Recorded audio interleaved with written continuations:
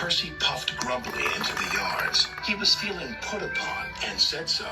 "I feel put upon," he complained to Thomas. Thomas was confused. Put upon what? The rails? No, put upon with work. Driver says he is too.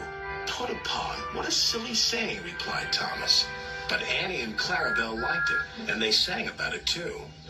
Percy's been put upon, put upon, put upon. Percy's been put upon, poor old Percy.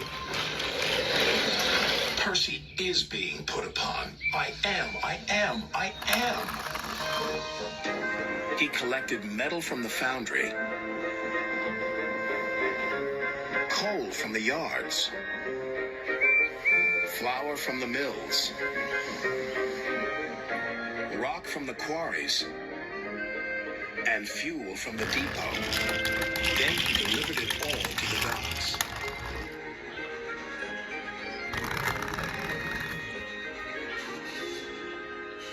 Next, he collected some empty freight cars. "Who's this dirty little engine?" cried the freight cars. "We want Thomas or Duck." Percy ignored them. Put upon, that's what I am. That night, all the engines laughed at him. "We can see what's been put upon you," said Thomas. "Silence," said Sir Topham Hatt. "Percy, you've done a good day's work. Now get a good night's rest." "Yes, sir. Thank you, sir." Next morning, he took some freight cars to the coal yards. Then he had to push empty freight cars to the mine shaft. When he arrived, there was trouble. The foreman spoke to his driver. "The freight cars are stuck on the mechanism. All they need is a good push." "We'll do it right away." Percy shunted back to where a large canvas barrier was used to protect his line from loose rocks. Percy freight cars were too fast and too hard. "Oh no," gasped Percy. The freight cars broke free, but ran out of control to the mines below. On, faster, faster, the silly freight cars yelled.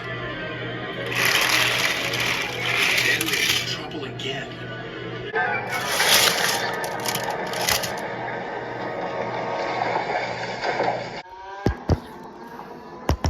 "Get out of here fast! The mine's collapsing!"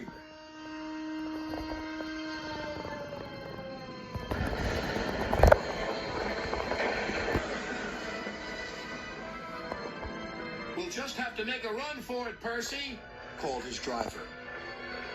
"There's going to be an avalanche," wailed Percy. And he was right. Worse still, the track he was on began to crumble. "Oh, help!" wailed Percy. Then he remembered something he had seen earlier.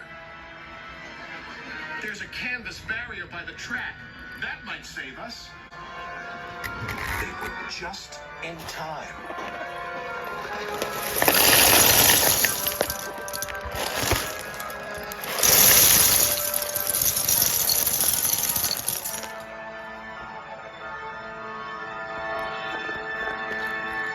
Percy was right. The canvas did indeed save them, but the miners didn't know that.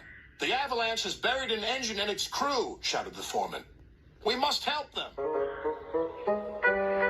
When Percy had been rescued, Sir Topham Hatt spoke to his driver and fireman, then to Percy. "Driver told me how brave you were, Percy.